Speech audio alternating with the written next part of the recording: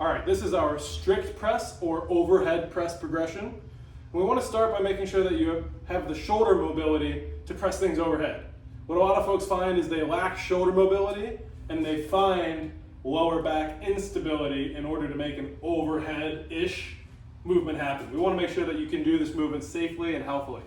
So the first movement we have is called a PVC, or in this case, broomstick Z-Press. I promise I didn't name it after myself. I didn't even name it. I don't know who came up with it. Probably someone Russian. That's usually how it goes. I have a broomstick. I'm actually going to sit on the ground.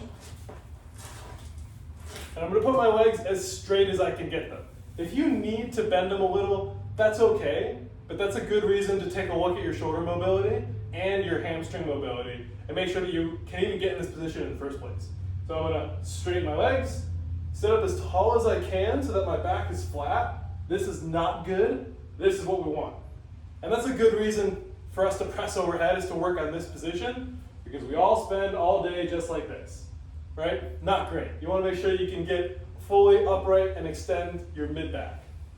I'm going to take this broomstick. I'm going to start with it tucked underneath my chin.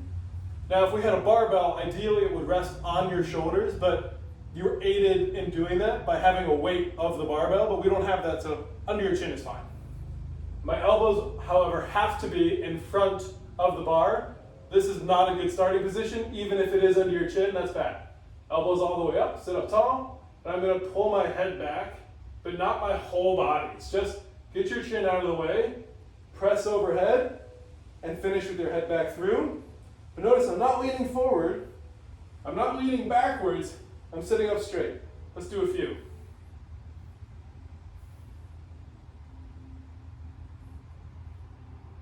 This is going to probably cause a slight burn in your upper back, more than your shoulders or your arms. That's okay. That's what this movement is all about. The next variation is a very similar movement to what we just did, but we're going to add a little bit of weight. Again, it's just a little bit. We don't need a whole lot.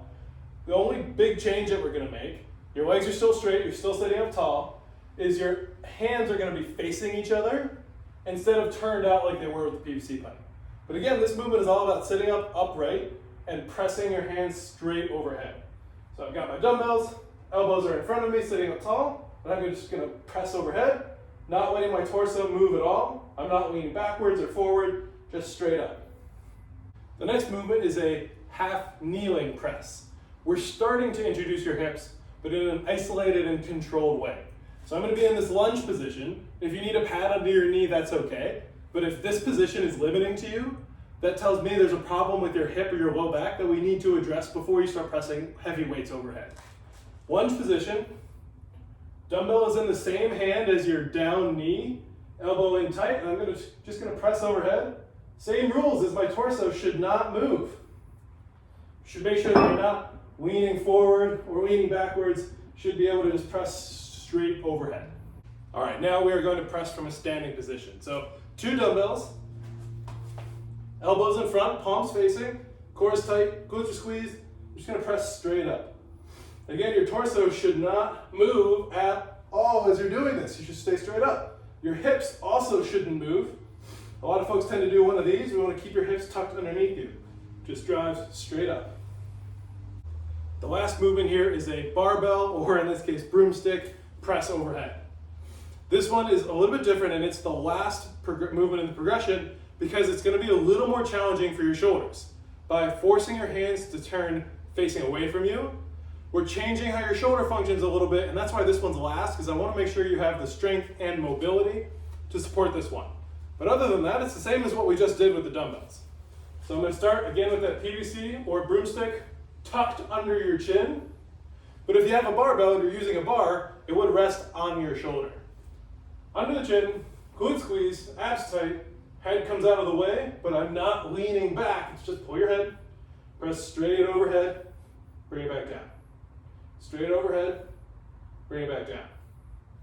This is the last movement in the progression because we really need to build up mobility and strength and posture before we start trying to press a heavy barbell overhead. There's a lot that can go wrong with this one, and just trying to sort of hope that you'll figure it out in order to get a heavy weight overhead, totally not worth it.